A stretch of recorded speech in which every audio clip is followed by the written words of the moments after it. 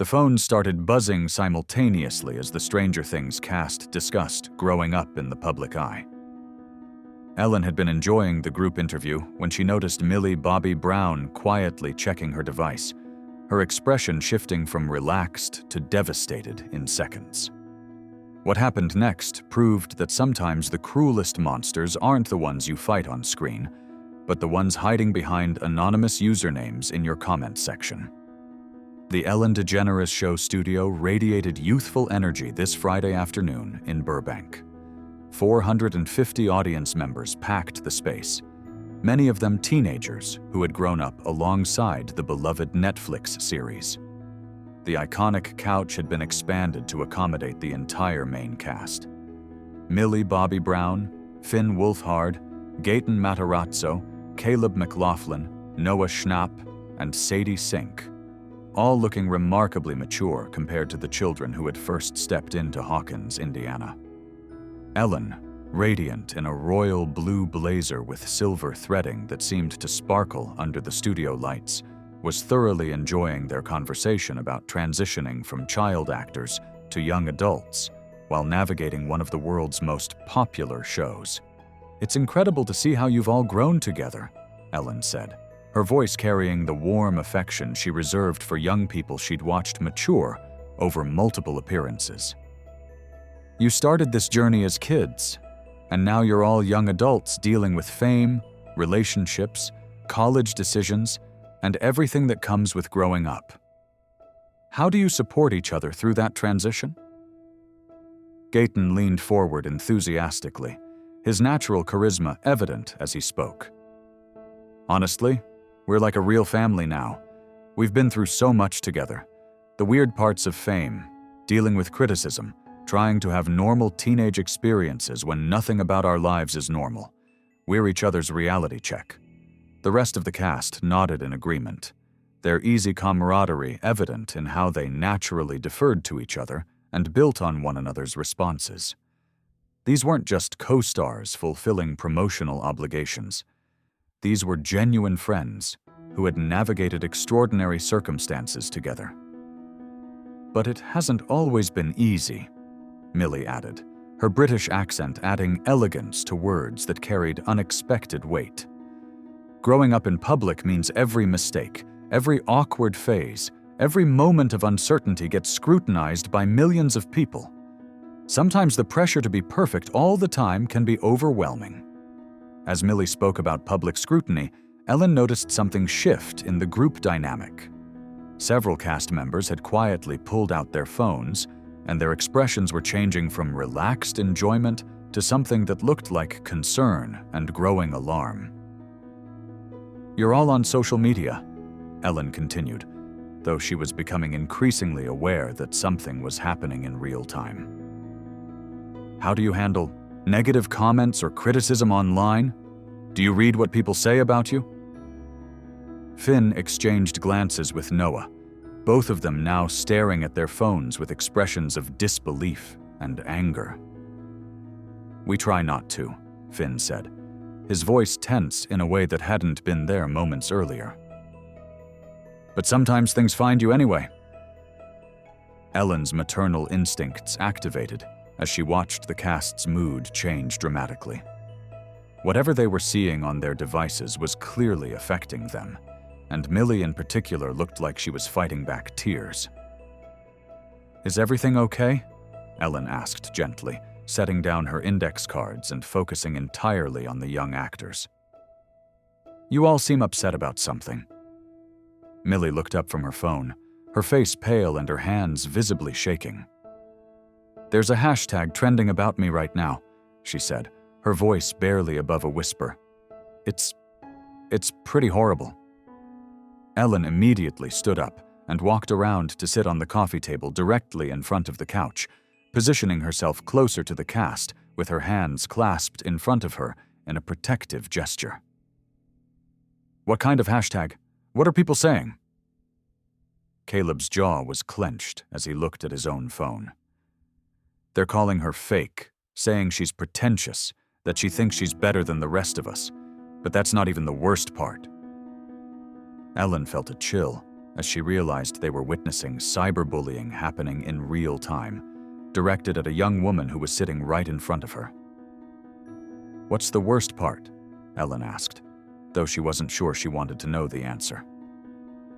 Sadie's voice was tight with anger as she read from her phone.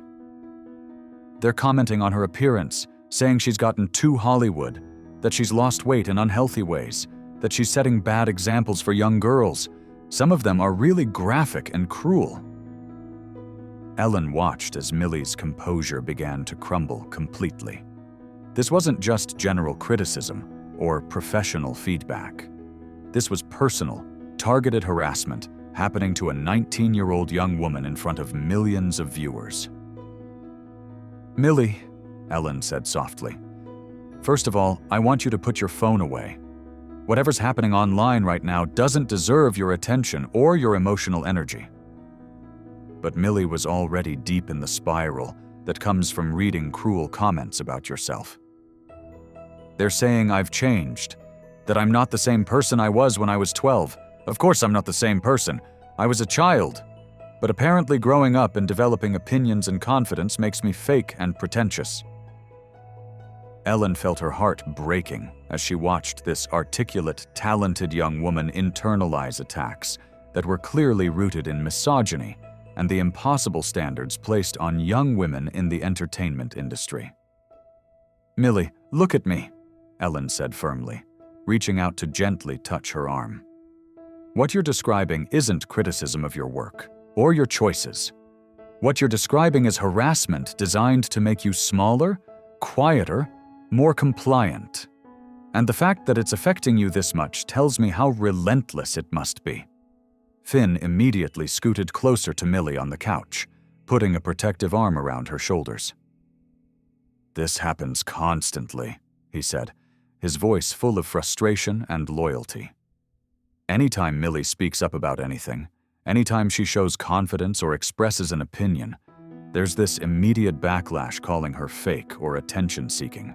It's like people want her to stay 12 years old forever." Ellen looked around at the entire cast, seeing the way they were all positioned protectively around Millie, and realized she was witnessing something important about friendship and solidarity in the face of public attacks. "How often does this happen?" Ellen asked, though she suspected she already knew the answer would be disturbing. "Weekly," Noah said quietly. "Sometimes daily, and it's not just random trolls. Sometimes it's entertainment blogs. Sometimes it's social media accounts with millions of followers. Millie gets criticized for everything: her clothes, her relationships, her accent, whether she's too British or not British enough, whether she's too mature or not mature enough." Ellen felt anger building in her chest as she processed the systematic nature of the harassment this young woman was experiencing. "Millie, how do you usually cope with this kind of online abuse?"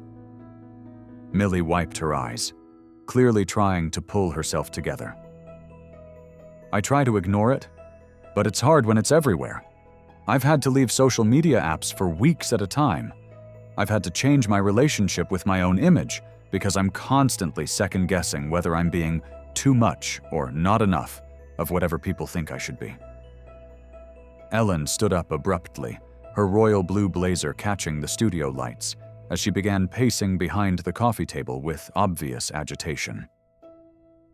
"This is exactly the kind of misogynistic harassment that drives young women out of public life.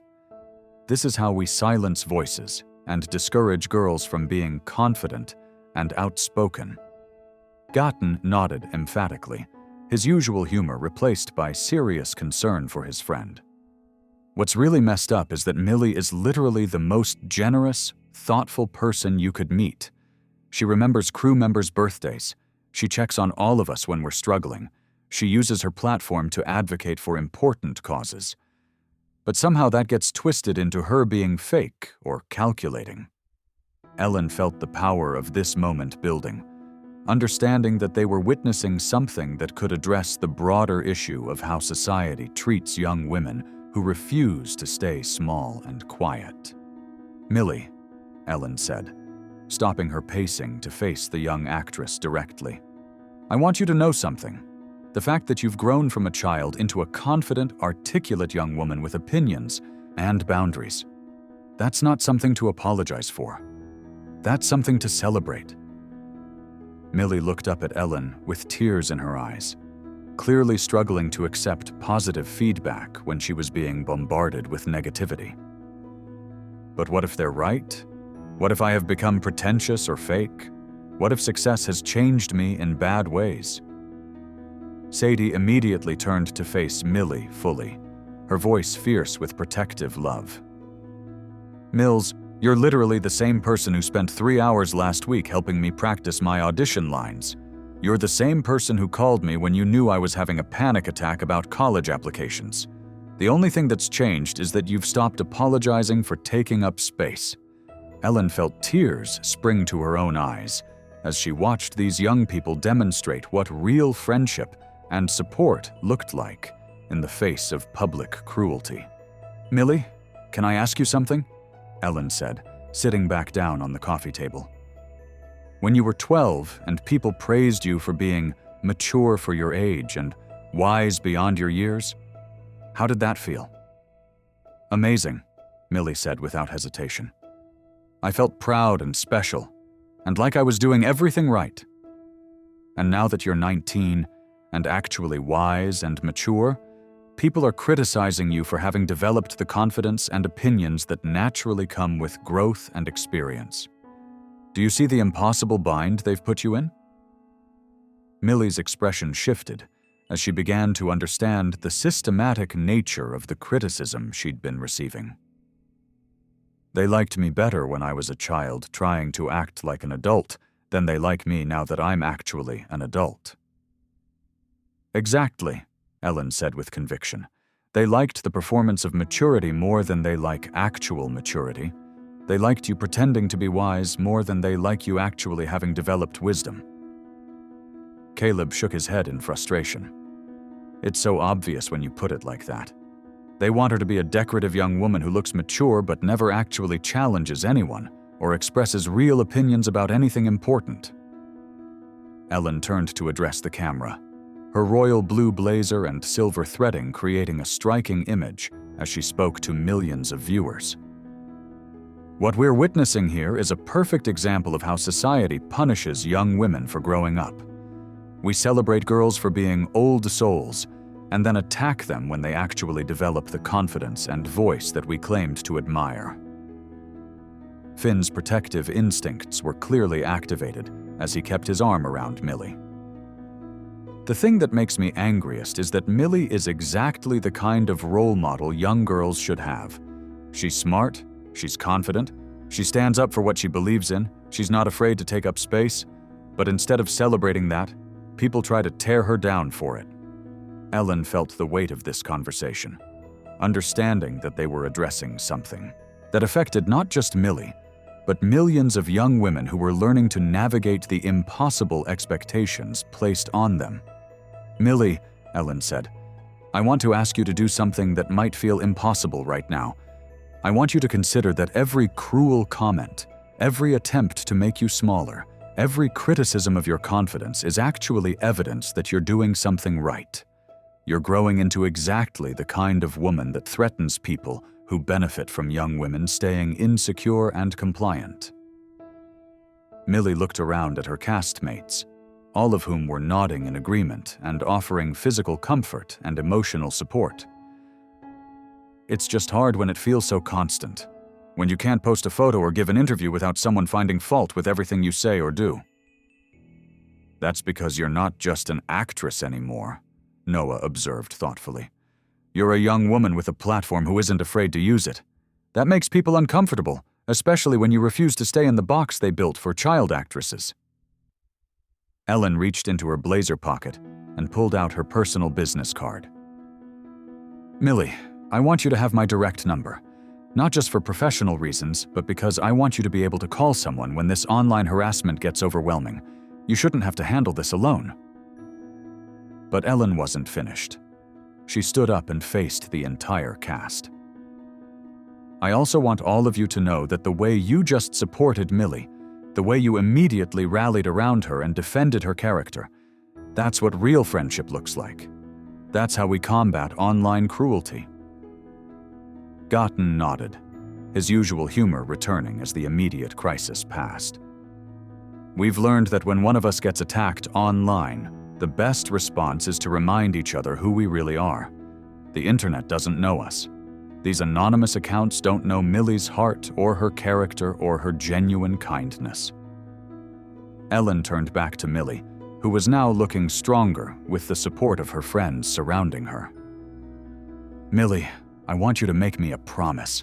I want you to promise that the next time you feel tempted to make yourself smaller to appease people who are committed to misunderstanding you, you'll remember this conversation. You'll remember that growing up, developing confidence, and taking up space is exactly what you're supposed to do." Millie smiled for the first time since looking at her phone, surrounded by friends who had proven they would protect and defend her against any attack. "I promise, and I promise to stop reading the comments." "Good," Ellen said with satisfaction. "Because the people who matter, your friends, your family, the fans who actually support your growth, we all see exactly who you are. And who you are is pretty extraordinary." The studio erupted in applause, not just for Millie, but for all of them. For demonstrating what authentic friendship looked like, for addressing online harassment directly, and for refusing to let cruelty go unchallenged. 6 months later, Millie Bobby Brown had become a vocal advocate for combating online harassment of young women in entertainment. She had partnered with several organizations to create resources for teenagers dealing with cyberbullying, and had started a foundation focused on supporting girls' confidence and leadership development. The entire Stranger Things cast had developed a group protocol for dealing with online attacks on any of their members, creating a support system that extended far beyond their professional relationship. Ellen's show began featuring regular segments about cyberbullying and the specific challenges faced by young women growing up in the public eye, creating conversations that helped both celebrities and regular viewers develop healthier relationships with social media criticism. Millie had learned to distinguish between constructive feedback and misogynistic harassment, developing the confidence to ignore attacks that were designed to diminish her rather than help her grow.